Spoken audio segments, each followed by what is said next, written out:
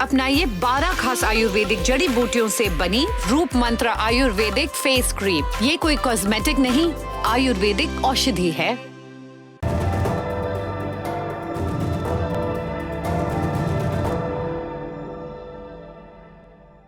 क्या एक युक्ति 2 बार दोहराई जा सकती है? क्या जासूसी के दम पर किसी का एटम बम टाए टाए फिस किया जा सकता है? इजराइल ने ऐसा किया ईरान के साथ। अमेरिका ने सोचा चलो हमऊ लकड़ी काट आए, लेकिन अब की सामने था नॉर्थ कोरिया। खेल फिस हो गया। क्या है नॉर्थ कोरिया के बम की कहानी? आज इसमें क्या बड़ा खुलासा हुआ है? इसका चीन कनेक्शन क्या है? और जब दुनिया जूझ रही थी कोरोना से, तब नॉर्थ कोरिया क्या कर रहा था? क्या दुनिया चौकन्नी होगी? क्या यह पहले कम चौकन्नी थी? सब बताएंगे आज के दुनियादारी में। नमस्ते, मेरा नाम सौरभ द्विवेदी है। बात जटिल है जियोपॉलिटिक्स की, तो एक जंट किस्से से शुरुआत करते हैं। 1960 की बात है। इजराइल के दक्षिणी हिस्से में नेगेव रेगिस्तान है और यहीं पर बसा है इसका शहर डिमोना। शहर के बाहर एक किला है नए जमाने का, रिसर्च सेंटर है दरअसल। एक रोज इसके आसमान में हेलीकॉप्टर मंडरा रहा था। उस पर सवार थे अमेरिका के राजदूत ऑगडेन रीड। उनके साथ इजराइल के अधिकारी भी थे। उन्होंने नीचे किलानुमा बिल्डिंग को देखा तो पूछा ये क्या है? जवाब मिला कपड़े बनाने का कारखाना। लेकिन कुछ ही महीनों के बाद दुनिया को असली जवाब भी मिल गया। यह कारखाना तो था, लेकिन कपड़े नहीं, एटम बम की सामग्री बनाने का। अब इसका नाम है शिमोन पेरेज नेगेव रिसर्च सेंटर। इस बिल्डिंग में उस वक्त न्यूक्लियर रिएक्टर बन रहा था। फ्रांस की मदद से इजराइल ऐसा कर रहा था। अमेरिका शुरू के कुछ बरस अंधेरे में रहा, कम से कम प्रत्यक्ष तौर पर, लेकिन फिर उसने इजराइल की इस हसरत पर हामी भर दी। और दशकों बाद जब एक पास के देश ने ऐसी ही खुफिया हरकत करनी चाहिए, तो दोनों ने मिलकर उसकी चुंगी भी लगा दी। ये बात 2009 की है। जी, किस्सा फास्ट फॉरवर्ड हो गया। ईरान न्यूक्लियर बम बनाने में लगा था और कोई इंटरनेशनल प्रेशर उसे रोक नहीं पा रहा था। फिर इजराइल काम पर लगा। उसके जासूसों ने सबसे पहले ईरान की न्यूक्लियर साइट नतांज से सेंट्रीफ्यूज की डिजाइन और दूसरे डिटेल्स चुराए। अभी सेंट्रीफ्यूज क्या है? वो मशीन जिसके सहारे परमाणु हथियार के लिए जरूरी एनरिच्ड यूरेनियम तैयार किया जाता है। यानी बहुत महत्वपूर्ण चीज। जो तिरंगा के फैन हैं वो ब्रिगेडियर सूर्यदेव सिंह और फ्यूज कंडक्टर्स को याद करें। ये उसका पहुंचा हुआ वर्जन समझ लीजिए रूपकों के लिहाज से। सेंट्रीफ्यूज हासिल करने के बाद इजराइल ने उसकी कॉपी तैयार की। कॉपी क्यों बनाई? उन पर वायरस के प्रयोग करने के लिए, ऐसे कंप्यूटर वायरस जो सेंट्रीफ्यूज के सिस्टम को चौपट कर दें। इजराइल का प्रयोग सक्सेसफुल रहा। एक वायरस बनकर तैयार हो गया जिसका नाम रखा गया स्टक्सनेट। इसका काम था ईरान के पूरे न्यूक्लियर प्रोग्राम को चौपट करना। इजराइल ने कंप्यूटर के रास्ते, नेटवर्क के रास्ते इस वायरस को भेजा और ईरान का न्यूक्लियर प्रोग्राम सेंट्रीफ्यूज के तबाह होते ही, उसकी पूरी गणना के चौपट होते ही छिन्न भिन्न हो गया। क्या ईरान का प्रोग्राम इस हमले के बाद हमेशा के लिए खत्म हो गया? जवाब है नहीं, लेकिन इसमें जरूरी डिले आ गया, ऐसा इजराइल को लगा। बाद में भी इस तरह की युक्तियां होती रहीं। अभी 2020 की ही बात है। हमने आपको दुनियादारी में बताया था कि ईरान के न्यूक्लियर प्लांट में आग लग गई और संदेह इजराइल के जासूसों पर है। जासूसों के जरिए बम फुस करने की ये ट्रिक अमेरिका ने नॉर्थ कोरिया में अपनानी चाहिए। जैसा इजराइल ने किया वैसा हम करें। कब किया उन्होंने ऐसा? बराक ओबामा के दूसरे कार्यकाल के दौरान। तब नॉर्थ कोरिया ऐसी मिसाइल बनाने में लगा था जो दूसरे महाद्वीपों तक हमला कर सकें। सीधे बात कहूं तो अमेरिका पर हमला कर सकें। लेकिन मिसाइल फाइनल टेस्टिंग में फेल हो जाती। कभी इनका रॉकेट फट जाता, कभी मिसाइल का रूट गड़बड़ा जाता। यह सब हो रहा था साइबर और इलेक्ट्रॉनिक हमले के चलते। लेकिन नॉर्थ कोरिया ईरान के मुकाबले वक्त रहते चेत गया। 2016 में वहां के तानाशाह किम जोंग उन ने जांच के आदेश दिए और फिर फरवरी 2017 में 5 अधिकारियों को एंटी एयरक्राफ्ट गन के सामने खड़ा कर भून दिया गया। इन पर संदेह था अमेरिका के ऑपरेशन को सफल करने का। इस गोलीबारी के बाद से नॉर्थ कोरिया का प्रोग्राम जारी है न्यूक्लियर बम के जखीरे को बढ़ाने का। पर यहां पर हम में उत्सुकता आ सकती है कि यह न्यूक्लियर बम का सिलसिला नॉर्थ कोरिया के संदर्भ में शुरू कैसे हुआ। देखिए, इसकी 2 थ्योरी हैं। पहली पॉपुलर थ्योरी है लेकिन कमजोर है कि कोरिया का जो पेनिसुला था उसके 2 हिस्से, नॉर्थ आया सोवियत संघ के संरक्षण में और साउथ आया अमेरिका के। जब 1980 के दशक में कोल्ड वॉर खत्म होने को था तो सोवियत संघ भी कमजोर हो रहा था। तब नॉर्थ कोरिया को लगा अब अमेरिका हम पर प्रेशर बनाएगा और उससे बचने का तरीका है कि हम न्यूक्लियर बम बना लें। यह पॉपुलर थ्योरी है, लेकिन दूसरी ज्यादा ठोस थ्योरी क्या है? नॉर्थ कोरिया शुरू से ही बम बनाने की तैयारी कर रहा था। और नॉर्थ कोरिया का शुरू कब शुरू होता है? सितंबर 1948 में यह देश बना। उसकी दिलचस्पी थी बम में। उसने देखा था कि पड़ोस के जापान को कैसे सरेंडर करना पड़ा बम के गिरने के बाद हिरोशिमा और नागासाकी में। उसके बाद कोरिया युद्ध हुआ, अमेरिका का दखल हुआ और उसके बाद साउथ कोरिया तेजी से आर्थिक तरक्की करने लगा। नॉर्थ कोरिया में भी तरक्की हो रही थी, डर की। एक डर नागरिकों में कि वो किम वंश की तानाशाही झेलते रहें, और दूसरा डर एक देश के तौर पर प्रसारित किया गया कि अगर हथियार नहीं हुए तो युद्ध न हार जाएं।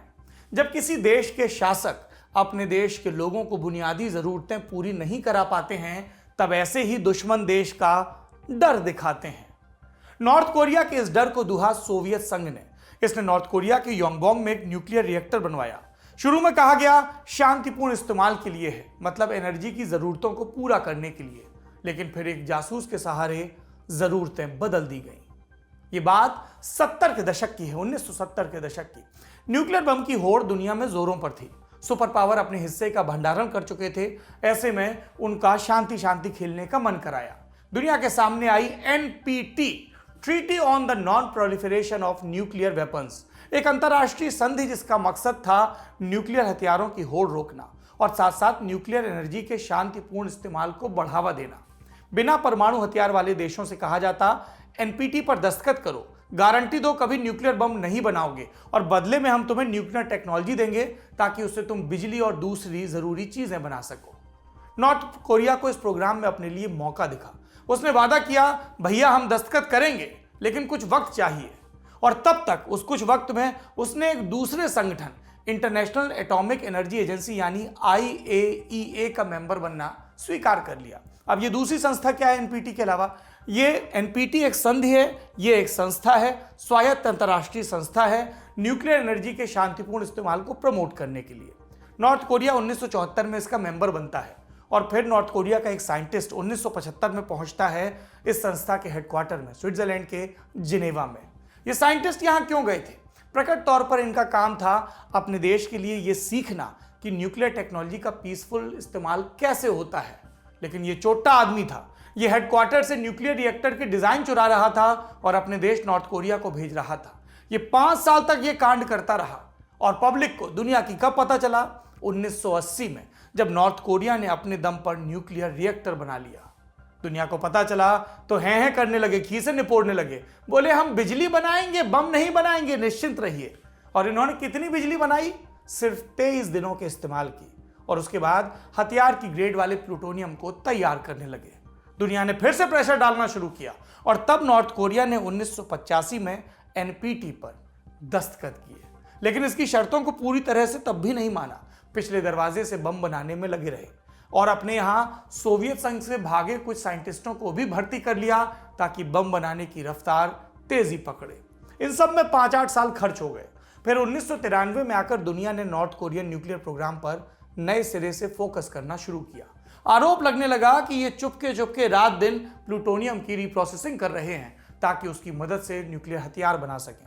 जवाब में नॉर्थ कोरिया बोला, हम पे इल्जाम लगाया तो हम एनपीटी छोड़ देंगे, कट्टी कर लेंगे। फिर IAEA को इस मामले में दखल देना पड़ा। वो इसे ले गया सिक्योरिटी काउंसिल। अब यहाँ के 5 परमानेंट मेंबर जिनके पास वीटो पावर है, इसमें अमेरिका, फ्रांस और रूस और ब्रिटेन यानी इन 4 ने कहा कि नॉर्थ कोरिया के खिलाफ प्रस्ताव पारित होना चाहिए। लेकिन फिर आगे आ गया चीन, वीटो कर दिया और इसलिए सिक्योरिटी काउंसिल की इस प्रस्ताव को सिर्फ मांग बनकर रह जाना पड़ा। और इसी पॉइंट पर आकर अमेरिका और नॉर्थ कोरिया के बीच लगा कि अब सब खत्म हो गया, अब दुश्मनी की दरार बढ़कर रहेगी। लेकिन तभी बातचीत शुरू हुई। इसकी पहल की अमेरिका के राष्ट्रपति रहे जिमी कार्टर ने। वो तानाशाह किम इल सुंग से मिले। फिर कार्टर ने उस वक्त जो अमेरिका के राष्ट्रपति थे बिल क्लिंटन, उनसे कहा कि नॉर्थ कोरिया यानी कि किम इल सुंग बातचीत के लिए तैयार है। दोनों देशों के बीच बातचीत हुई। फिर नॉर्थ कोरिया ने एनपीटी से हटने का फैसला वापस लिया। 1994 में दोनों देशों के बीच समझौता हुआ और तब नॉर्थ कोरिया ने कहा, हम अपना प्लूटोनियम बेस्ड न्यूक्लियर प्रोग्राम रोक रहे हैं। फिर से सुनिए इस वाक्य को, हम अपना प्लूटोनियम बेस्ड न्यूक्लियर प्रोग्राम रोक रहे हैं। यहां पर एक ट्रिक है अश्वत्थामा हतोहता की तरह। क्या ट्रिक? प्लूटोनियम बेस्ड प्रोग्राम को रोका जा रहा था। ये न्यूक्लियर हथियारों की पुरानी टेक्निक थी, 1940 के दशक वाली। लेकिन एक नई टेक्निक आ गई थी हथियार बनाने की, enriched uranium technique. North Korea ने इस दूसरी टेक्निक को जारी रखा और एनपीटी की मेंबरशिप से भी इसमें फायदा मिला। कैसे? एनपीटी अपने बिना परमाणु हथियार वाले सदस्यों को प्लूटोनियम और एनरिच्ड यूरेनियम का उत्पादन करने की इजाजत देता था, तब तक जब तक कि ये सदस्य देश इन उत्पादों के सहारे न्यूक्लियर हथियार नहीं बनाते। लेकिन हाईली एनरिच्ड यूरेनियम से हथियार बन सकता है। ऐसा ना हो पाए, इसके लिए भी एक प्रावधान है कि आईएईए सदस्य देशों की न्यूक्लियर साइट्स का नियमित परीक्षण करे।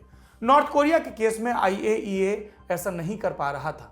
उसके पास इसके जवाब में सिक्योरिटी काउंसिल के सहारे नॉर्थ कोरिया पर एक्शन लेने का विकल्प था, लेकिन वहां उनके कक्का बैठे थे चीन, जो हर वक्त वीटो करते, बचाव करते। यानी आईएईए कोई सख्त कार्रवाई नहीं कर पाया। और चीन क्या बोलता था? बातचीत से हल निकालो। हल नहीं निकला। और फिर 2003 का साल आ गया, जब नॉर्थ कोरिया ने खुद को एनपीटी से अलग कर लिया। आईएईए के अधिकारियों को भी कहा चलिए जाइए जाइए।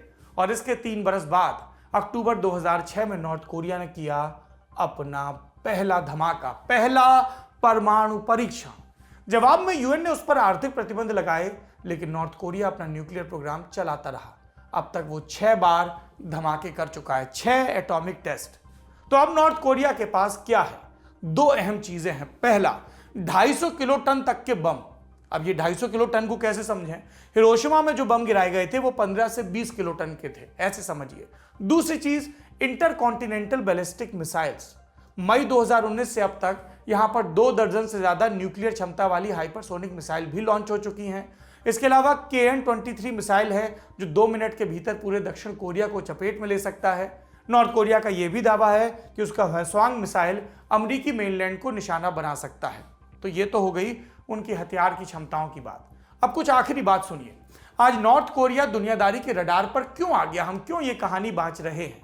क्योंकि यूएन की एक नई रिपोर्ट आई है। ये कहती है कि जब बाकी दुनिया कोरोना से लड़ रही थी, तब नॉर्थ कोरिया अपने न्यूक्लियर और बैलिस्टिक मिसाइल प्रोग्राम को अपग्रेड कर रहा था, उसका स्तर बढ़ा रहा था। और इस काम के लिए पैसा कहां से आया? नॉर्थ कोरिया में लोग बैठे हैं जो साइबर हैकिंग करते हैं, एक और किस्म की चोरी। और इस हैकिंग के जरिए उन्होंने 21 अरब 87 करोड़ रुपए चुराए और इन्हें लगा दिया हथियार वाले प्रोग्राम में। मिसाइल, कलपुर्जे और तकनीक के जरिए इस प्रोग्राम में एक देश और उसकी मदद कर रहा था। Guess what? इस देश का नाम क्या है? इस देश का नाम है ईरान। जी, दुनिया वाकई गोल है। किस्सा ईरान से चला और ईरान पर पहुंच गया। अपने हथियार नॉर्थ कोरिया का तानाशाह किम जोंग अक्सर दिखाता भी रहता है, प्रदर्शन प्रियता।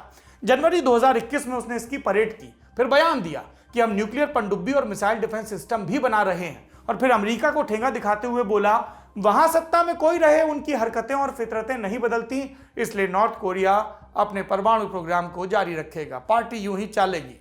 किम ने यह क्यों कहा? हम जानते हैं। अमेरिका के पिछले राष्ट्रपति ट्रंप लबरा किस्म के थे। पहले किम को ट्विटर पर धमकाते रहे, फिर एक दिन शांतिदूत बनकर मिलने पहुंच गए, लेकिन आखिर में नॉर्थ कोरिया ने वार्ता की शर्तें नहीं निभाई और हो गया ढाक के 3 पात। अब अमेरिका में जो बाइडेन राष्ट्रपति हैं, उनके सामने चुनौती है इस देश को इंगेज करने की। जी, इंगेज करना पड़ेगा। एक उग्र nuclear policy north Korean leadership के लिए अपनी नाकामियां छिपाने का सबसे बड़ा औजार है। अपने नागरिकों को दूसरे देशों का डर दिखाते रहो, उन्हें दूसरी चीजें मत दो और ये कहो, देखो हम तुम्हारे लिए बम बना रहे हैं, तुम्हारी रोटी का, तुम्हारी पढ़ाई का, तुम्हारी दूसरी मानवीय बुनियादी चीजों का हिस्सा काट कर, ताकि तुम सुरक्षित रहो, तुम्हारा देश सुरक्षित रहे। तानाशाह इस तरह से ही काम करते हैं। अब तक कमेंट बॉक्स में आ गया होगा, तानाशाह कब रिलीज कर रहे हो? पहले बता चुके हैं, फिर बता रहे हैं, बसंत पंचमी के बाद इसका आगाज होगा। और दुनिया को भी ये ध्यान रखना होगा कि नॉर्थ कोरिया अपनी इस न्यूक्लियर हरकतों का आगाज कभी दुनिया के खिलाफ न कर पाए। यह था आज का बड़ी खबर। अब सुर्खियों के नक्कार खाने की तरफ चलते हैं। पहली सुर्खी म्यांमार से है। सेना ने यहां विरोध प्रदर्शनों को रोकने के लिए कई इलाकों में मार्शल लॉ लगा दिया, पर प्रदर्शन कम नहीं हुए। म्यांमार की जनता कह रही है, हमें अपनी डेमोक्रेसी वापस चाहिए। और ये प्रदर्शनकारियों पर वहां की जो फौजी तानाशाही है वो रबड़ की बुलेट दाग रही है। सोशल मीडिया पर कुछ ऐसे वीडियो भी सर्कुलेट हो रहे हैं जिसमें गोलियों की आवाज सुनाई दे रही है। म्यांमार के प्रदर्शनकारी प्रदर्शन के साथ साथ पुलिस से जो उनका विरोध कर रही, कह रहे हैं हमारे साथ आओ, ये हमारे और तुम्हारे हक की लड़ाई है। और कई जगहों पर इसका असर भी दिख रहा है। पुलिसकर्मी ड्यूटी छोड़कर प्रदर्शनकारियों से मिल गए हैं और वहां पर फौज को तैनात किया जा रहा है। दूसरी सुर्खी जापान से है। यहां टोक्यो ओलंपिक गेम्स के सैकड़ों वॉलंटियर्स ने इस्तीफा दिया। सामूहिक इस्तीफे की वजह पूर्व प्रधानमंत्री Yoshiro Mori Olympic organising committee के अध्यक्ष हैं। हमने आपको पिछले दुनियादारी में बताया था कि एक मीटिंग में उन्होंने महिलाओं को नीचा दिखाने वाला बयान दिया था कि ये ज्यादा बोलती हैं, मीटिंग का टाइम खराब करती हैं। लीक हुआ तो माफी मांगी, पर पब्लिक कह रही है माफी मांगने से कुछ नहीं होगा, इस्तीफा देना होगा। अब कमेटी ने एक इमरजेंसी मीटिंग बुलाई है। तीसरी सुर्खी न्यूजीलैंड से है। यहां एक पार्टी है जिसका नाम है माओरी। ये पार्टी न्यूजीलैंड के मूल निवासी माओरी ट्राइब का प्रतिनिधित्व करती है। इसके नेता हैं सांसद जी जिनका नाम है राइवरी वाइटिटी। उन्हें संसद से निकाल दिया गया और इसकी वजह थी एक टाई। न्यूजीलैंड की पार्लियामेंट का ड्रेस कोड है कि जो पुरुष सांसद हैं वो टाई पहनकर आए। रावरी टाई पहनने के बजाय, सूट पहनने के बजाय अपनी कल्चरल ड्रेस में पहुंचे, अपनी पारंपरिक परिधान में पहुंचे। स्पीकर ने टोका तो वो बोले टाई साम्राज्यवादी प्रतीक है, उन्हें अपनी कल्चरल पोशाक पहनने की आज़ादी चाहिए। और इसके जवाब में स्पीकर ने उन्हें डिबेटिंग चैम्बर से बाहर निकाल दिया। कमाल है, जिसकी ज़मीन है, जो मूल निवासी है, पहले तो वहाँ पहुँच जाओ और फिर उनके कल्चर को ही बुरा बताओ। दुनिया की सारी ताकतवर जो शक्तियाँ हैं उन्होंने ऐसे ही दुनिया के दूसरे हिस्सों को अपना उपनिवेश बनाया और उन सब के दिमाग में भर दिया कि तुम खराब हो, तुम्हारी मान्यताएं, तुम्हारे परिधान, तुम्हारी भाषा कमज़ोर है और हम तुम्हें संवारने आए हैं। White man's burden. क्या भारत इस सोच से मुक्त हो पाया है? क्या भारत इस हीन भावना से मुक्त हो पाया है? हम कब कब अपनी परंपराओं को, अपनी मान्यताओं को दुनिया के दूसरे देशों के पैमाने पर खरा उतरते पाते हैं? कब कब हम हीन भावना महसूस करते हैं? और हम यहाँ नहीं कह रहे कि अपने गौरवशाली अतीत को इतना चपेट लो कि भविष्य के बारे में भूल जाओ, लेकिन समझदारी में और इस तरीके की अंधभक्ति में फर्क होता है। वैज्ञानिक सोच हो, जो पुराना अच्छा है, जो पुराना हमारे स्वत्व से जुड़ा है, उसको मजबूत रखा जाए। हमारी भाषा, हमारी मिट्टी, हमारी माँ बदली ना जाए, क्योंकि वो हमारी निर्मिति का हिस्सा है। और इसके साथ ही फिर से दुनिया को रास्ता दिखाने की कोशिश की जाए, लेकिन रास्ता वो दिखाता है जिससे खुद रास्ते का भान हो। अब चलते हैं, अपना रास्ता नापते हैं। अपना ख्याल रखिए। शुभ रात्रि। कसर रह गई हमारी कोशिशों में, कसक रह गई कि देश जितना बेहतर, जितना महान हो सकता था, हो नहीं पाया। और एक कसम रह गई कि देश का जो कर्ज है उसे थोड़ा बहुत तो उतारना है। भावुकता का लबादा ओढ़कर बोलता तो यूं बोलता, लेकिन बात सीधी है तो सच्चे ढंग से आप तक कही जानी है। लल्लन टॉप लेकर आया है एक नया प्लेटफॉर्म, तेरा तुझको अर्पण। ये प्लेटफॉर्म उन सब भारतवासियों के लिए है जो भारत से दूर किसी दूसरे देश की जमीन पर हैं, कभी पढ़ाई के लिए, कभी नौकरी के लिए। ये उन सब भारतवंशियों के लिए भी है जिनकी पहचान का हिस्सा ये महान देश है, लेकिन कुछ कसर और कसक है। तो आइए कसम खाएं कि देश को बेहतर बनाएं। हमें आपसे चाहिए आपके हिस्से का ज्ञान, जो आप लल्लन टॉप के जरिए अपने देशवासियों के साथ साझा करें। ये मस्ती के पल भी हो सकते हैं जब आप कहीं घूमने जाएं और आपको लगे कि सिर्फ मेरे यार दोस्त और परिवार वाले ही क्यों, पूरा देश जाने इन नायाब चीज़ों के बारे में। ये पॉलिसी से जुड़ा, ज्ञान से जुड़ा कोई मसला हो सकता है। तो आइए और लल्लन टॉप की इस नई पेशकश तेरा तुझको अर्पण का हिस्सा बनिए।